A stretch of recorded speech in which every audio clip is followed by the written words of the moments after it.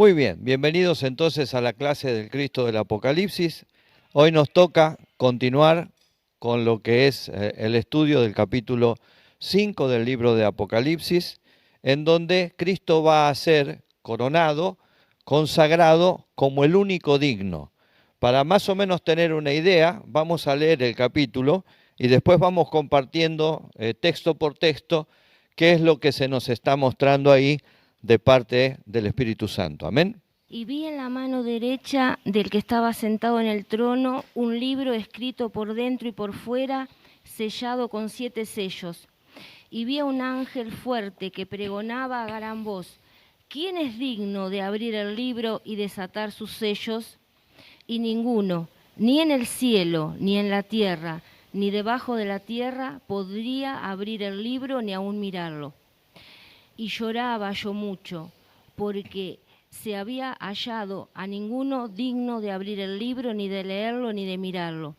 Y uno de los ancianos me dijo: no llores, he aquí que el león de la tribu de Judá, la raíz de David, ha vencido para abrir el libro y desatar sus 7 sellos. Y miré, y vi que en medio del trono y de los 4 seres vivientes y en medio de los ancianos estaba en pie un cordero como inmolado, que tenía 7 cuernos y 7 ojos, los cuales son los 7 espíritus de Dios enviados por toda la tierra. Y vino y tomó el libro de la mano derecha del que estaba sentado en el trono. Y cuando hubo tomado el libro, los 4 seres vivientes y los 24 ancianos se postraron delante del cordero. Todos tenían arpas y copas de oro llenas de incienso, que son las oraciones de los santos. Y cantaban un nuevo cántico diciendo: digno eres de tomar el libro y de abrir sus sellos, porque tú fuiste inmolado, y con tu sangre nos has redimido para Dios, de todo linaje y lengua y pueblo y nación. Y nos has hecho para nuestro Dios reyes y sacerdotes, y reinaremos sobre la tierra. Y miré, y oí la voz de muchos ángeles alrededor del trono, y de los seres vivientes y de los ancianos, y su número era millones de millones, que decían a gran voz: el cordero que fue inmolado es digno de tomar el poder, las riquezas, la sabiduría, la fortaleza, la honra, la gloria y la alabanza. Y a todo lo criado que está en el cielo y sobre la tierra y debajo de la tierra y en el mar, y a todas las cosas que en ellos hay, oí decir: al que está sentado en el trono y al cordero sea la alabanza, la honra, la gloria y el poder por los siglos de los siglos. Los 4 seres vivientes decían amén, y los 24 ancianos se postraron sobre sus rostros y adoraban al que vive por los siglos de los siglos. Muy bien, en el capítulo 4 lo que tenemos como enfoque central es el trono. Todo se desarrolla alrededor del trono y de la persona que está sentada en el trono, que determinamos que es el Padre, que está ejerciendo todo el gobierno y toda la autoridad. Ahora en el capítulo 5 el enfoque va a cambiar del trono al libro. Se va a concentrar en el libro porque ahí hay un mensaje a develar muy pero muy importante. El capítulo 4 y el capítulo 5 están íntimamente relacionados. No son 2 eventos diferentes, sino que son un mismo evento. La coronación comienza en el capítulo 4 y continúa durante el capítulo 5. No sé si prestaron atención, pero 13 de los 14 versículos comienzan con la conjunción y. ¿Sí? En total, alrededor de 18 veces aparece la conjunción y en todo el relato, lo que está indicando que está unido, ¿sí?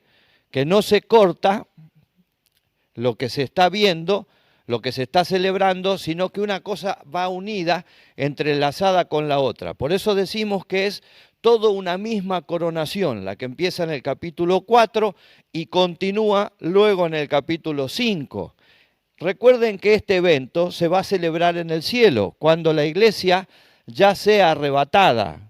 Este es probablemente un evento intermedio entre lo que es el tribunal de Cristo, en donde nosotros seremos evaluados de acuerdo a nuestra obra, y de acuerdo a nuestra fidelidad, y recibiremos o no premio y corona, y entonces es un evento intermedio entre el tribunal de Cristo, les decía, y lo que es la perfección de la iglesia, en donde la iglesia va a ser vestida de lino fino, blanco, resplandeciente, que son las acciones justas de los santos. Ahí tenemos todo el desarrollo de lo que es el capítulo 4 y el capítulo 5 del libro de Apocalipsis. El Padre tiene el libro en la mano. En realidad no es un libro, porque los libros llegaron muchos años después. Lo que tiene es un rollo de libro, un pergamino, que era lo que se usaba en ese tiempo, y tenía alrededor de 10 metros de largo el pergamino. Generalmente se sujetaba con la mano izquierda y se iba desenrollando. En la medida que se iban desenrollando, se le iba sacando los sellos para poder ver lo que estaba escrito, para poder compartir lo que ahí tenían escrito, ¿sí? O sea, no es un libro como el que nosotros conocemos. Ese rollo tiene el plan divino de Dios para toda la humanidad. Está escrito por delante y por detrás, en una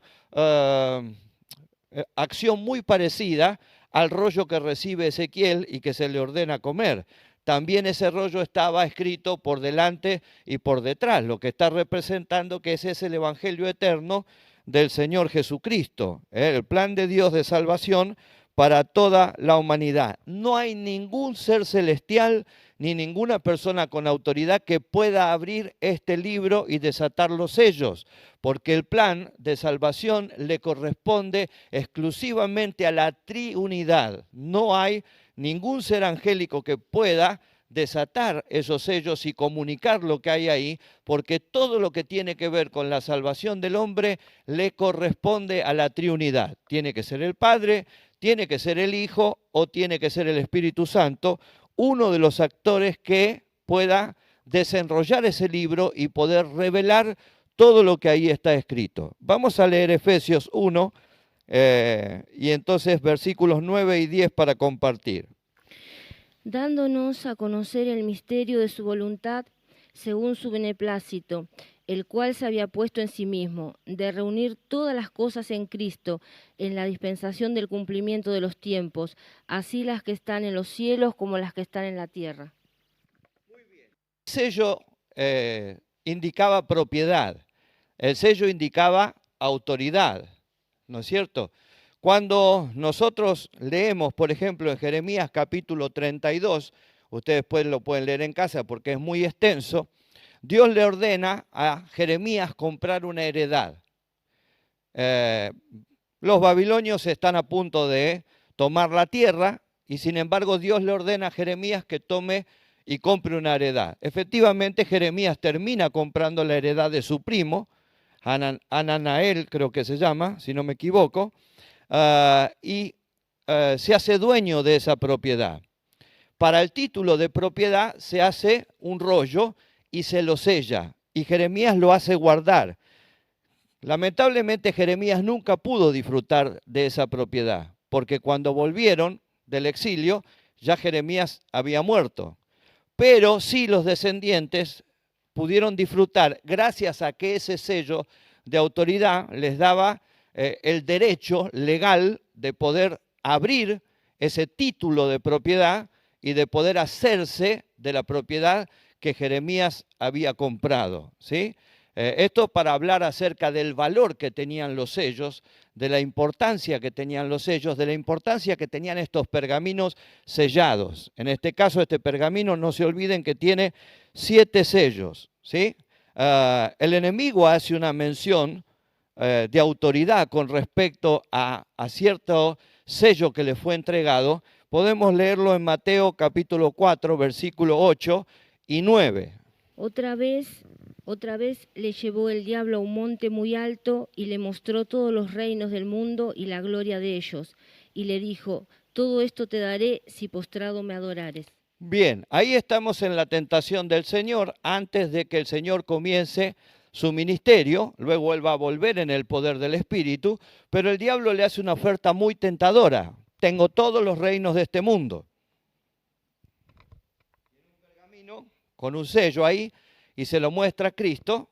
Tengo todos los reinos de este mundo y te lo voy a dar si postrado me adorares. Obviamente el Señor desestima esa propuesta del enemigo y lo vence, no solamente en el desierto, sino durante todo su ministerio, con la victoria final en la cruz del Calvario. Ahora surge una pregunta: ¿cómo fue que el enemigo se hizo de ese título? ¿Cómo fue que el enemigo se hizo de esa posesión? ¿Quién fue el que le entregó esa posesión al enemigo? Para entender esto, nosotros tenemos que ir a Génesis capítulo 1 y leer del versículo 28 al versículo 30. Y entonces vamos a entender quién fue el que le entregó ese título de posesión al enemigo. Y los bendijo Dios y les dijo: fructificad y multiplicaos, llenad la tierra y sojuzgadla, y señoread en los peces del mar y en las aves de los cielos y en todas las bestias que se mueven sobre la tierra. Y dijo Dios: he aquí que os he dado toda planta que da semilla, que está sobre toda la tierra, y todo árbol en que hay fruto y que da semilla, os será para comer. Muy bien, Dios les dice ahí al hombre, ¿sí? Fructificar, es decir, hace una familia grande, llena la tierra y le entrega el título de propiedad al hombre. Cuando le dice llenar la tierra, se me murió el fibrón, así que no voy a poder escribir, usa la palabra hebrea malé, M-A-L, acento en la E, malé. Esa palabra hebrea que está usando ahí es consagrar o disponer. Dios le está diciendo: consagrar la tierra para usarla, disponer de la tierra como vos quieras. Te entrego el título de autoridad sobre la tierra. El hombre tenía ese mandato de parte del Señor.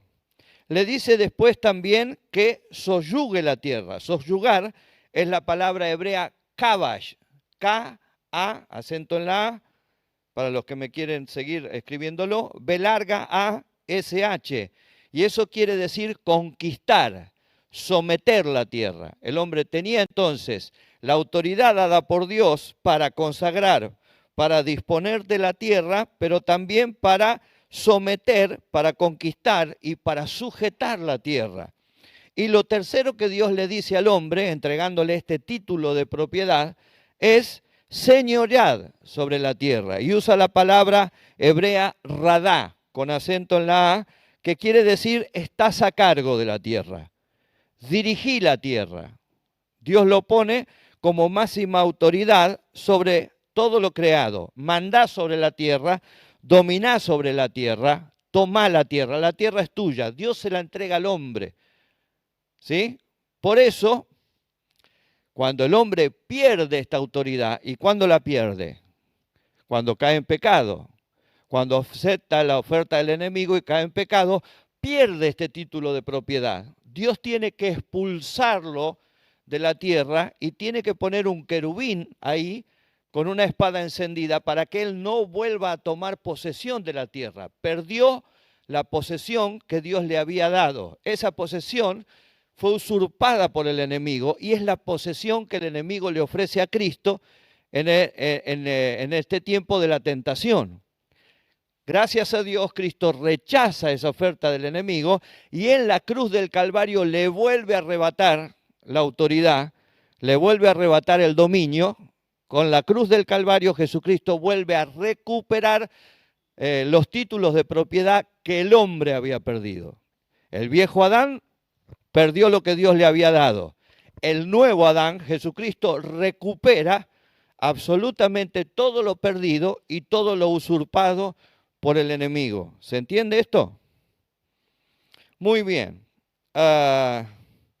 Dios tiene entonces ahí el libro en el cual está toda la historia de la humanidad y todo el plan que Dios tiene para la humanidad. Solamente Dios puede tener esta información, solamente Dios, y cuando hablamos de Dios hablamos de la triunidad siempre, es el que tiene el dominio, la autoridad y el poder para tener el libro. Por eso ustedes van a ver que el libro está en la mano derecha del Señor. La mano derecha siempre está indicando autoridad, siempre está indicando poder, ¿sí? La autoridad de sostener el plan de salvación es de parte de Dios y únicamente de parte del Señor.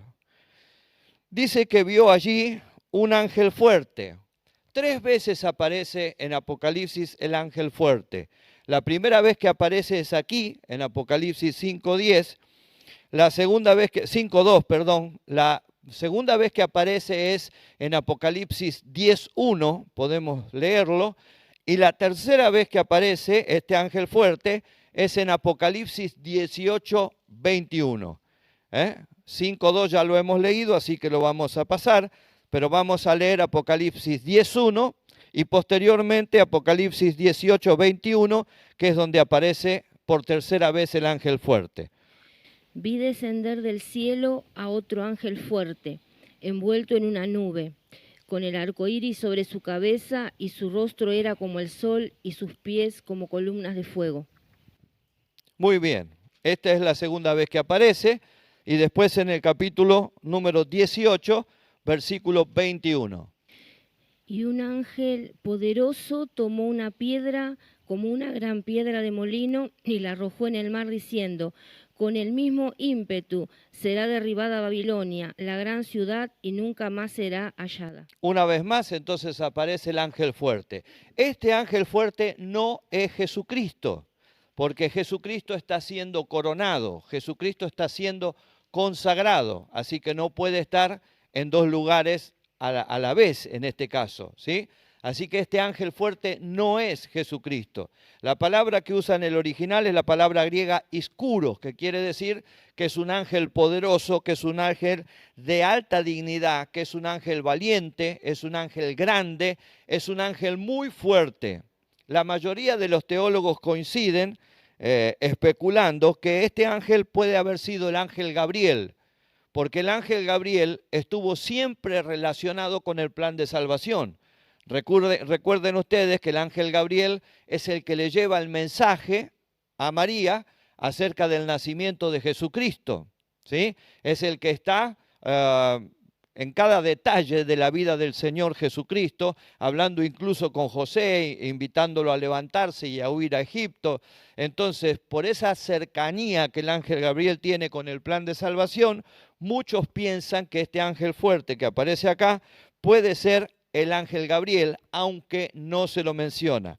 ¿Sabían ustedes que la Iglesia Católica le da al ángel Gabriel la categoría de arcángel? Pero la Biblia no lo menciona nunca como arcángel. La Biblia siempre lo menciona como un ángel fuerte y poderoso. El único arcángel, aunque sabemos que hay muchos más, ¿sí? Pero el único arcángel que se menciona por nombre en la Biblia está en Daniel capítulo 10, y ese arcángel, ¿cómo se llama?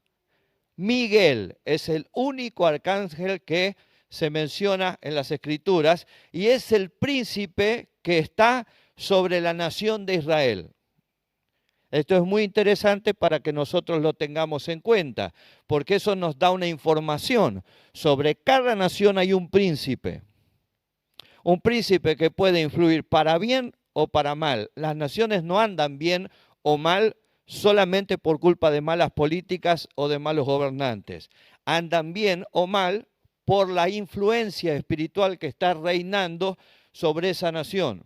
Por eso nosotros tenemos que tomar especial responsabilidad en orar por nuestra nación, para que el gobierno de nuestra nación esté en las manos de príncipes celestiales y no de príncipes caídos que puedan hacer el desastre que venimos sufriendo desde hace 40 años.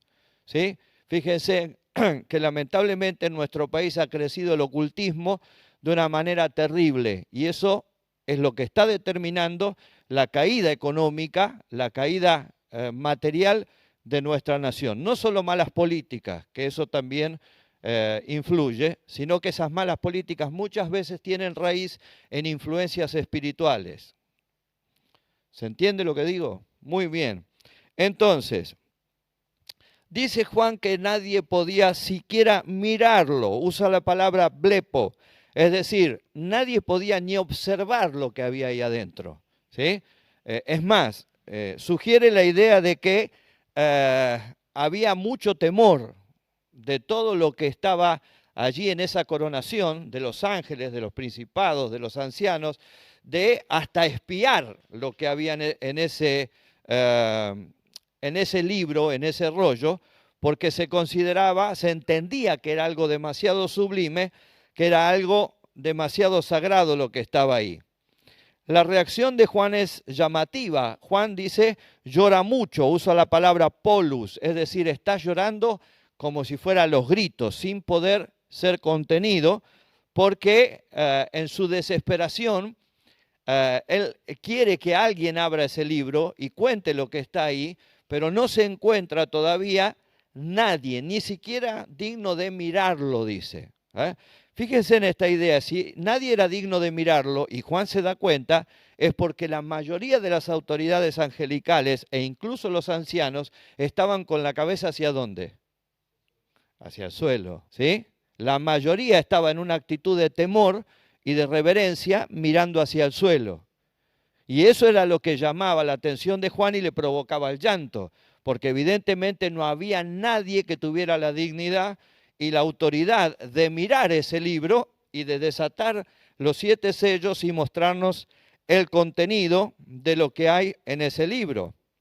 Dice también Juan allí en el versículo 5, que uno de los ancianos se acercó y le dijo, no llores. La palabra que usa es claio, no te lamentes, ¿sí? No te lamentes, porque sí hay alguien que es digno de abrir el libro. No llores, hay alguien que es digno. Este anciano o este presbítero que se levanta, que no sabemos quién es, no conocemos su identidad, es evidentemente uno de los representantes de la iglesia del Señor Jesucristo. Tiene que haber sido alguien realmente muy importante como para tomar la decisión de acercarse y de decirle a Juan, no llores. Recuerden ustedes que había, ¿cuántos ancianos?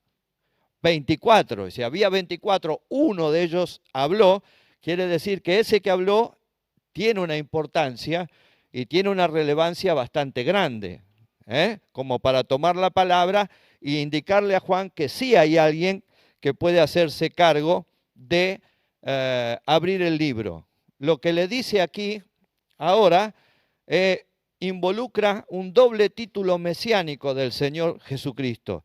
Lo primero que le dice que Él es el león de la tribu de Judá.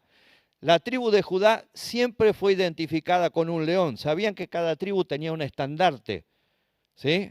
Y la tribu de Judá siempre fue identificada con un león. Génesis 49, versículos 9 y 10. Luego vamos a leer Isaías 31, 4. Y luego vamos a leer Oseas 11, 10. Empezamos con el primer versículo. Génesis 49, 9 y 10. Cachorro de león, Judá, de la presa subiste, hijo mío. Se encorvó, se echó como león, así como león viejo. ¿Quién lo despertará? No será quitado el cetro de Judá, ni el legislador de entre sus pies, hasta que venga Silo, y a él se congregarán los pueblos. Muy bien, hasta que venga Silo, y esa mención es al Mesías, y él congregue a los pueblos. Pero fíjese que se identifica continuamente a la tribu de Judá como un león o como un cachorro de león, ¿sí? Dijo, a mí en esta manera, como el león y el cachorro de león ruge sobre la presa, y si se reúne cuadrilla de pastores contra él, no lo espantarán sus voces, ni se acordará por el tropel de ellos. Así Jehová de los ejércitos descenderá a pelear sobre el monte de Sión y sobre su collado. Miren la relación, ¿no? El Señor como león resulta ser que Judá también es considerado un león. Ahora voy a explicarles por qué les hago este ejemplo. Oseas 11:10. En pos de Jehová caminarán, el león rugirá como león y rugirá, y los hijos vendrán temblando desde el occidente. Una vez más el profeta Oseas hace la comparativa. Cuando se lo menciona a Jesucristo con este título mesiánico, el león de la tribu de Judá, se está hablando de la naturaleza humana del Señor. Ustedes saben que en el Señor Jesucristo cohabitaban las dos naturalezas. Por un lado la naturaleza humana, Él era perfectamente hombre, y por el otro lado la naturaleza divina, Él era perfectamente Dios. Las dos naturalezas convivían en Él. Entonces, cuando se habla del león de la tribu de Judá y se lo define como el león de la tribu de Judá, de lo que se nos está hablando es de su naturaleza humana.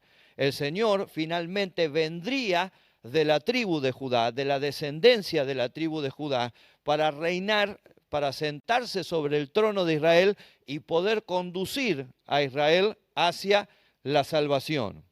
El segundo título que nosotros tenemos es la raíz de David. Esto está en Isaías 11, versículo 10. Acontecerá en aquel tiempo que la raíz de Isaí, la cual estará puesta por perdón a los pueblos, será buscada por las gentes y su habitación será gloriosa.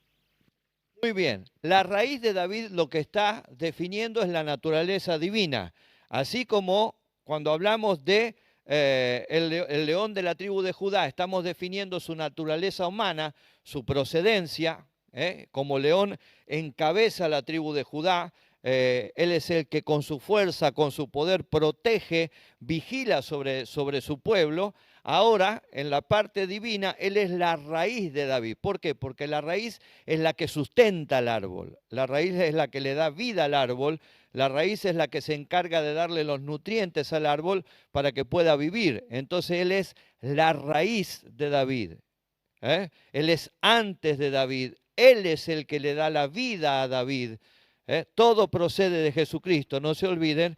Toda la vida procede a través de Él. Él es el manantial de la vida. Así que cuando habla de la raíz de David, de lo que nos está hablando es de la naturaleza divina del Señor. Él es completamente humano y completamente Dios. Yo sé que es difícil poder a veces entenderlo esto, porque nosotros somos humanos y limitados, pero en Cristo cohabitaban las dos naturalezas. Cuando nosotros vamos a Filipenses, capítulo 2, ahí el apóstol Pablo nos dice, haya pues este sentir que hubo en Cristo Jesús, a partir del versículo 5 en adelante, y dice que no tuvo consideración en ser igual que Dios, ¿sí? Y esa palabra igual está indicando ser de la misma dignidad, ser de la misma esencia que Dios, sino que tomó forma. La palabra forma ahí se define como molde. Es decir, ese Dios que estaba en el cielo se metió en el molde de un cuerpo humano de manera natural para vivir entre nosotros y para poder realizar su obra y entregar su vida en la cruz del Calvario para salvación de todo aquel que cree. Esto lo hace realmente maravilloso a nuestro Señor. La mayoría de los dioses del Olimpo y muchas religiones paganas han tomado lo que es la procedencia de sus dioses, de relaciones entre los espíritus o los dioses y mujeres naturales. Un poco como banalizando, también creo yo, lo que es la esencia de la naturaleza humana de Cristo. Pero lo que no tienen en cuenta es que mi Señor no vino a través de la relación entre un hombre y una mujer, sino que mi Señor fue colocado en el vientre de María por medio del Espíritu Santo. No hubo una intervención del hombre. De hecho, les conté la semana pasada que si hubiera habido una intervención humana de José, Jesús nunca hubiera podido ser rey, porque la línea de José había sido desechada. Él tiene el derecho de ser rey precisamente porque su padre natural es Dios, no tiene un padre humano. Amén. Muy bien. Entonces el anciano le dice, no llores, he aquí el león de la tribu de Judá, el primer título, la raíz de David. El segundo título dice, ha vencido, ahí está el derecho legal y divino, ha vencido, la palabra nikao, es vencer, alcanzar la victoria sobre algo, ¿sí? ¿Qué fue lo que venció Jesucristo. ¿Y cuándo? Obviamente esto hace referencia a la cruz del Calvario. La victoria más grande, contundente, del Rey de Reyes y Señor de Señores está en la cruz del Calvario. Ahí el Señor venció al pecado, ahí el Señor venció al enemigo, ese famoso acta de los decretos que nosotros tenemos en Colosenses capítulo 2, nos da la referencia para entender qué fue lo que el Señor conquistó ahí en la cruz del Calvario. Ahí el Señor conquistó la ley, cumpliendo con todas las demandas de la ley. Ahí el Señor venció al pecado, ¿sí? Sometiendo al pecado. Ahí el Señor venció a la muerte. Por algo Pablo declara: ¿dónde está, oh muerte, tu aguijón? ¿Y dónde, sepulcro, tu victoria? Y la mayor victoria de todas, aplastó la cabeza de la serpiente, dándole un golpe de muerte, una herida de muerte en la cruz del Calvario. Esa victoria tremenda del Señor Jesucristo es lo que le da el derecho legal y divino para abrir, usa la palabra anoigo, es decir, abrir una puerta para hablar con libertad.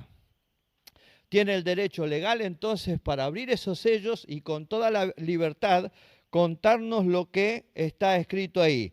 Tiene autoridad para desatar, la palabra luo quiere decir deshacer, especialmente en liberación, soltar. Lo que Cristo va a hacer es soltar esos sellos para que podamos ver qué es lo que va a pasar en la historia de la humanidad en estos tiempos finales que se acercan, que se aproximan, que yo creo que cada vez están más en el horizonte de la iglesia, ¿verdad? Cuando uno mira el caos moral y espiritual en el que está el mundo y la iglesia incluida dentro del mundo, uno se da cuenta que todo esto está en el horizonte cercano de la iglesia. Muy bien. Dice Juan ahí que miró y vio que en medio del trono y los 4 seres vivientes y en medio de los ancianos estaba en pie un cordero como inmolado que tenía 7 cuernos, 7 ojos, los cuales son los 7 espíritus de Dios enviados por la tierra, y vino y tomó el libro de la mano derecha del que estaba sentado en el trono. Es decir, usa la palabra allí en medio del trono, y esa palabra es en el centro.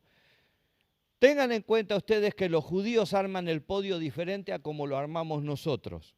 Los judíos ponen en el centro al que es de mayor dignidad, al que es de mayor rango, ¿sí? Por eso cuando a Cristo lo crucifican, lo colocan en el centro, según la historia. De un lado estaba un ladrón, del otro lado estaba el otro. Cristo evidentemente estaba en el centro. Lo crucifican ahí porque lo consideran el mayor de todos los malhechores, el que cometió la más grande ofensa para ellos, que era, según sus acusaciones falsas, por cierto, blasfemia. Por eso lo colocan en el medio. Cuando ustedes van a la transfiguración, en el capítulo 17, si no me equivoco, de Mateo, ustedes se encuentran con que Jesús aparece en medio de Moisés y de Elías. ¿Por qué aparece en medio de Moisés y de Elías? Porque el mensaje para Pedro y para los discípulos es: Jesús es mayor que Moisés, que les dio la ley, porque Jesús es el autor de la ley. Jesús es mayor que Elías, al que ellos consideraban el más grande de todos los profetas, porque Jesús es el espíritu de esa profecía. ¿Sí? Entonces, por eso se lo coloca en el medio. Cuando ustedes ven aquí en Apocalipsis que Jesucristo está colocado en el centro de la escena, es porque es la persona de mayor dignidad en el cielo. Todo gira alrededor de él. Se les está convocando a todos los que están ahí, y esperemos estar ahí nosotros, a que miren el centro de la escena y que en el centro de la escena vean que el único digno es el Señor Jesucristo. Esto tiene que arrancar de nosotros un gloria a Dios. Muy bien, gloria al Señor. Dice que vino y tomó el libro de la mano derecha del que estaba sentado en el trono. Estaba en pie, es decir, se puso en pie, se levantó y fue hacia el trono. Era un cordero, la palabra arnión en el griego está hablando de un corderito pequeño, ¿sí? Algo dócil, algo delicado, algo hermoso. Era como Juan lo veía al Señor Jesucristo en ese momento, representándolo en su humildad, representándolo en su grandeza, en su gentileza, en su amor por cada uno de nosotros. Pero dice que ese cordero estaba como inmolado, y usa la palabra faso. Como inmolado es degollado. ¿Sí? ¿Por qué estaba como inmolado? Porque no se olviden que el cordero tenía que ser degollado para ir al sacrificio. Entonces lo que está representando es que ese cordero delicado, gentil y hermoso que se puso de pie para tomar el rollo, no es otro que aquel que dio su vida en la cruz del Calvario, aquel que entregó su vida como sacrificio vivo para que nosotros pudiéramos tener vida y vida eterna. El sacrificio de la cruz es lo que le da a Cristo la dignidad. El sacrificio de la cruz es lo que le da a Cristo la mayor autoridad. A veces cuando miro ciertas películas veo algunos detalles que son erróneos. Y en una de las películas más famosas, el diablo es como que se regodea de que Cristo va a la cruz. Y yo creo que él no se regodeaba. Yo creo que toda la tortura y toda la hazaña que el diablo desarrolló previo a la cruz del Calvario, en donde el Señor fue sometido a un juicio fraudulento y estuvo despierto sin dormir toda una noche, castigado hasta el máximo, era precisamente para que Cristo no vaya a la cruz. Sabía el enemigo que si Cristo llegaba a la cruz y daba su vida, todas sus pretensiones de ser rey estaban perdidas, porque él conocía el plan de salvación. Como querubín, conocía el plan de salvación. Así que él lo que menos quería era que Cristo fuera a la cruz del Calvario. Los científicos coinciden en mostrar que el Cristo que llegó a la cruz del Calvario no parecía un ser humano. Esa es la definición que dan. De la tortura atroz que el Señor sufrió, no parecía un ser humano. No había un lugar en su cuerpo que no esté lastimado, que no esté dañado. Por eso el profeta Isaías dice por su llaga, en singular, no en plural. Nosotros a veces decimos por sus llagas, y no es por sus llagas, es por su llaga. Todo su cuerpo era una llaga. De esa manera llegó Cristo a la cruz del Calvario, para dar la vida por nosotros como sacrificio vivo.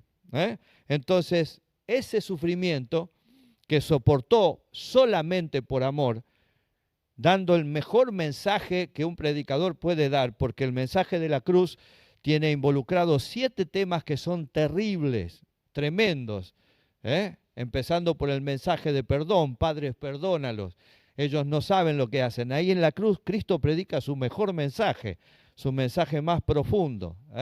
Pero ahí en la cruz del Calvario él consigue la batalla, ganar la batalla más grande con todos los poderes espirituales, derrotando al enemigo, cortándole la autoridad, arrebatándole los títulos que el enemigo le había arrebatado al hombre por causa del pecado.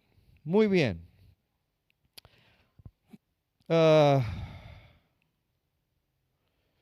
Dice que vino y tomó el libro de la mano derecha, es decir, tiene la autoridad, tiene el poder para hacerlo, tiene la dignidad para hacerlo. El Padre le entrega el libro, le entrega el rollo en las manos para que él pueda abrir ese libro y desatar los 7 sellos. Para el Padre, ustedes tienen ahí en el material que el sacrificio de Cristo está en un presente continuo, como si hubiera sido hoy y como si hubiera estado ofrecido allí en ese momento.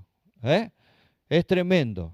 El sacrificio de Cristo tiene tanto poder que no queda en el pasado, que no queda en la historia, sigue hoy en día y seguirá hasta que Cristo venga, influyendo para cambiar y transformar las vidas y los corazones de la persona. El sacrificio de Cristo para el Padre tiene una vigencia eterna.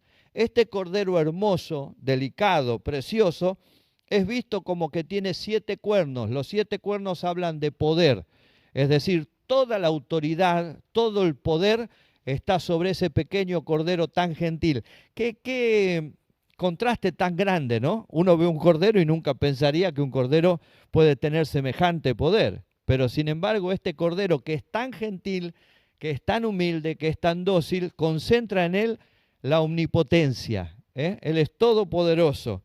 Y no solamente concentra la omnipotencia, sino que tiene 7 ojos. Concentra también lo que es la omnisciencia. Todo lo sabe, todo lo conoce.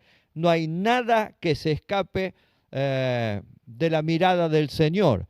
Por eso que Él tiene la autoridad de desatar los sellos. Esos sellos involucran los juicios, y esos juicios en la humanidad vienen por la obra de Cristo en la cruz del Calvario.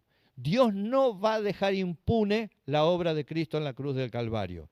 El que murió en la cruz del Calvario fue su Hijo. ¿Sí? A veces la gente dice, bueno, pero un Dios de amor no va a mandar a la gente al infierno. No, Dios no envía a nadie al infierno.